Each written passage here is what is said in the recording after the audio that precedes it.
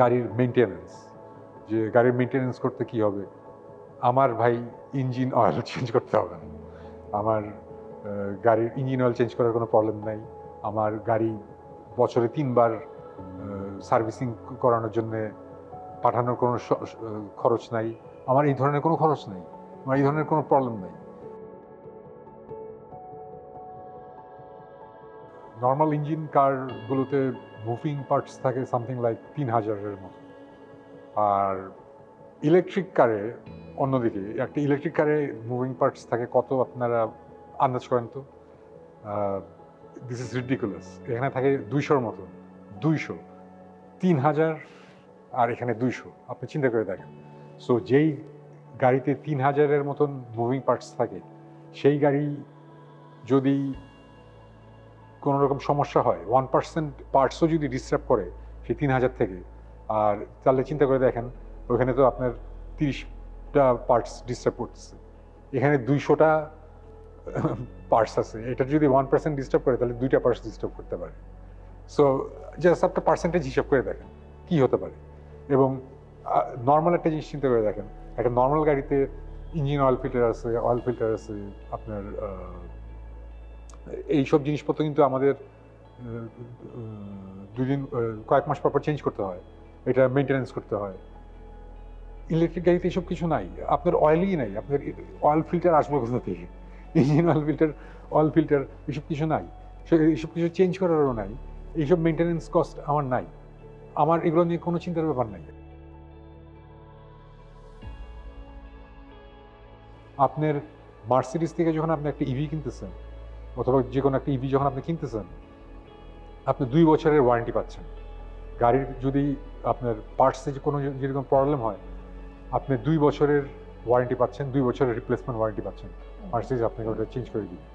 এবং র্যাঙ্কন মোটরস 2002 সাল থেকে কিন্তু মার্সিডিজের ডিলার, কোনো রকম পার্টস, কোনো রকম স্পেয়ার পার্টস নিয়ে কিন্তু কোনো রকম সমস্যা নেই, স্পেয়ার পার্টস অ্যাভেলেবেল বাংলাদেশে। আমি কিন্তু এর আগে আমি আবার বলছি, আমি জিএলএস কিন্তু চালাতাম, 2 বছর ধরে আমি জিএলএস চালিয়েছি মার্সিডিজের। আমার স্পেয়ার পার্টসের কোনো রকম প্রয়োজনও পড়ে নাই, এবং সার্ভিসিংয়ের কোনো প্রবলেম হয় নাই। যখনই এসেছি আমি গাড়ি সার্ভিস করে গেছি, আমি র্যাঙ্কন মোটরসের নিজের সার্ভিসিং স্টেশন আছে, সেখানে আমি সার্ভিস করে আমি গাড়ি নিয়ে চলে গিয়েছি, কোনো রকম সার্ভিসিংয়ের কোনো প্রবলেম হয়নি। এবং আপনি যদি তারপরেও যদি আপনার কোনো স্পেয়ার পার্টসের যদি কোনো সমস্যা হয়, 2 বছরের সার্ভিসিং রিপ্লেসমেন্ট ওয়ারেন্টি আছে, স্পেয়ারের রিপ্লেসমেন্ট ওয়ারেন্টি আছে। যদি বড় ধরনের কোনো সমস্যা হয়, আপনি 2 বছর আপনার এবং যদি বড় কোনো প্রবলেম হয়, বড় প্রবলেম কোনটা? আমাদের বড় প্রবলেম হচ্ছে গিয়ে আমাদের মেইন ব্যাটারিটা, রাইট? যে ব্যাটারি দিয়ে গাড়িটা চলছে, সেই ব্যাটারির আপনি 10 বছরের ওয়ারেন্টি পাবেন রিপ্লেসমেন্ট। এর চেয়ে বড় শান্তি আর কিছু তো হইতে পারে না। মাথা থেকে বড় একটা শান্তি আপনার চলে গেল। 10 বছরের আপনার ব্যাটারির ওয়ারেন্টিটা আছে।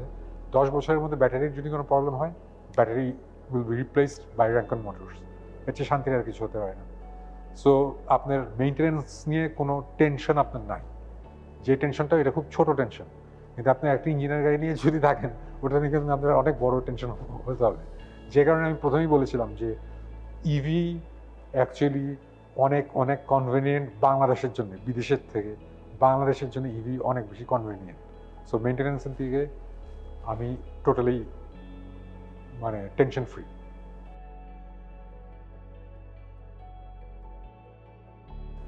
আর মেনটেনেন্সের আরেকটা মজার ব্যাপার হচ্ছে যে এই গাড়ি কী মেনটেনেন্স করবো অ্যাকচুয়ালি, এটা শুনতে যেমনই লাগুক, সেটা হচ্ছে নর্মাল একটা গাড়ি ইঞ্জিন কার মেনটেনেন্স করতে গেলে অ্যাকচুয়ালি 3 মাস পর আমার যেতে হয়, আমার ইঞ্জিন অয়েল বা যাই হোক চেঞ্জ করতে হয়, এই করতে হয়, এয়ার ফিল্টার চেঞ্জ করতে হয়, অনেক কিছু করতে হয়। 3 মাস 4 মাস পর আমার যেতে হয় গাড়ি ঠিক রাখার জন্য বছরে। বা একটা ইভি কার যদি আমার মেনটেন করতে হয়, মেনটেন্যান্সের জন্য বছরে একবার যদি আমি যাই, আমি সার্ভিস সেন্টারে যাই, আমার তাহলেই চলবে। জাস্ট ব্রেক প্যাডগুলো হয়তো বা চেঞ্জ করতে হতে পারে, জাস্ট গাড়ির টায়ারগুলো একটু দেখে দিল সব কিছু ঠিকঠাক আছে নাকি। এছাড়া কিন্তু অ্যাকচুয়ালি এই গাড়ি মেনটেন করার কিছু নাই, সব কিছু চেক করে দিল, ব্যাটারি ট্যাটারি চেক করে দিল, দ্যাটস ইট। এছাড়া আর মেনটেন করার কিছু নাই। It's a piece of cake. So মেনটেন্যান্সের ব্যাপারটা এতটাই ইজি, মেনটেন্যান্স, দ্যাটস ইট।